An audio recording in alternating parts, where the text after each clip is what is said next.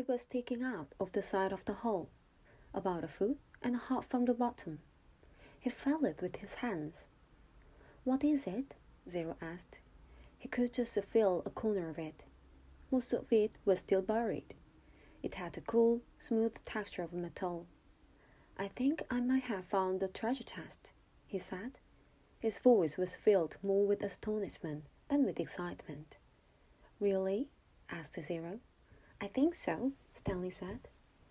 The hole was wide enough for him to hold the shovel lengthwise and dig sideways into the wall. He knew he had to dig very carefully. He didn't want the side of the hole to collapse, along with the huge pile of dirt directly above it. He scraped at the dirt wall until he exposed one entire side of the box-like object. He ran his fingers over it. It felt to be about 8 inches tall and almost 2 feet wide. He had no way of knowing how far into the earth it extended. He tried pulling it out, but it wouldn't budge. He was afraid that the only way to get it to was to start back off the surface and dig down. They didn't have time for that. "I'm going to try to dig a hole underneath it," he said. "Then maybe I can pull it down and slip it out." "Go for it," said Zero. Stanley jumped the shovel into the bottom edge of the hole and carefully began to dig a tunnel underneath the metal object. He hoped it didn't cave in. Occasionally he would stop, scoop down, and try to fill the far end of the box. But even when the tunnel was as long as his arm, he still couldn't fill the other side. Once again, he tried pulling it out, but it was firmly in the ground. If he pulled too hard, he feared he would cause a cave-in.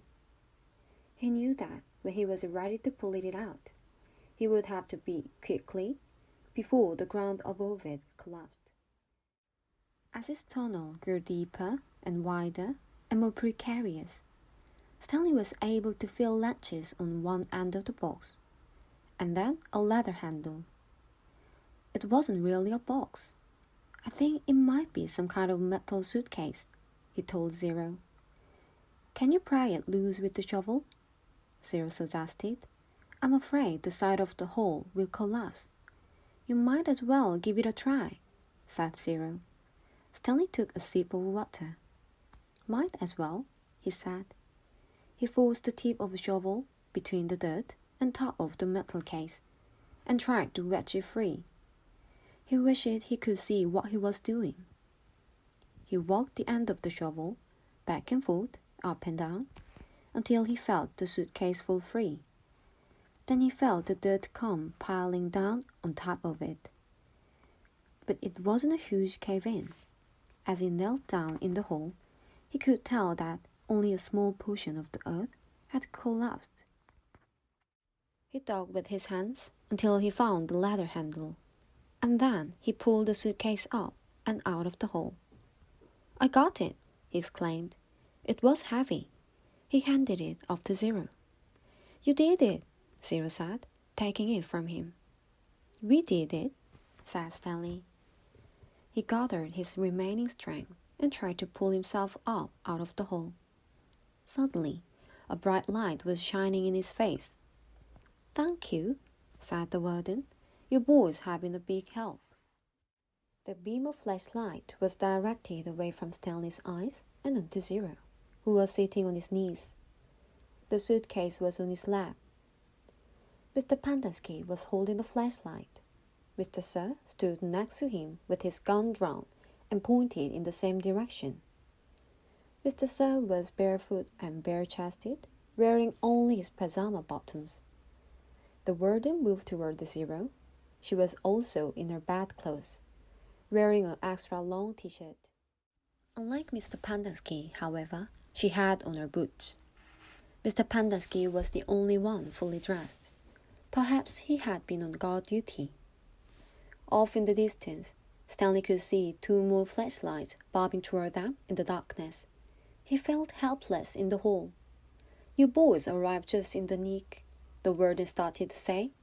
She stopped talking and stopped walking. Then she slowly backed away.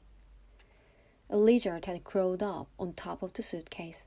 Its big red eyes glowed in the beam of the flashlight. Its mouth was open, and Stanley could see its white tongue moving in and out between its black teeth. Zero sat as still as a statue. A second lizard crawled up over the side of the suitcase and stopped less than an inch away from Zero's little finger. Stanley was afraid to look and afraid not to. The second lizard crawled across Zero's fingers and halfway up his arm. It occurred to Stanley that the lizards were probably on the suitcase when he handed it to Zero. "There's another one," gasped Mr. Pendersky. He shined the flashlight on the box of frost flakes, which lay on its side beside Stanley's hole. A lizard was crawling out of it. The light also illuminated Stanley's hole. He glanced downward and had to force himself to suppress a scream. He was standing in the lizard nest. He felt the scream explode inside him. He could see 6 lizards. There were 3 on the ground, 2 on his left leg, and 1 on the right sneaker. He tried to remain very still. Something was crawling up the back of his neck. 3 other counselors approached the area. Stanley heard one say, "What's going on?" and then whisper, "Oh my God." "What do we do?" asked Mr. Pendersky. "We wait," said the warden. "It won't be very long." "At least we'll have a body to give that woman," said Mr. Pendersky. "She's going to ask a lot of questions," said Mr. Sir, "and this time she will have the AG with her." "Let her ask her questions," said the warden. "Just so long as I have the suitcase, I don't care what happens." "Do you know how long?" Her voice trailed off, then started up again. "When I was little, I'd watch my parents dig holes every weekend and holiday. When I got bigger, I had to dig too, even on Christmas." Stanley felt tiny claws dig into the side of his face as the lizard pulled itself off his neck and up past his chin. "It won't be very long," the warden said. Stanley could hear his heartbeat. Each beat told him he was still alive, at least for 1 more second. 500 seconds later, his heart was still beating. Mr. Pendersky screamed. The lizard which had been in the cereal box was springing toward him. Mr. Sir shot in the midair. Stanley felt the blast shatter the air around him. The lizard scurried frantically across his very still body. He did not flinch. A lizard ran across his closed mouth. He glanced at Zero, and Zero's eyes met his. Somehow they were still alive, at least for 1 more second, 1 more heartbeat. Mr. Sir lit a cigarette.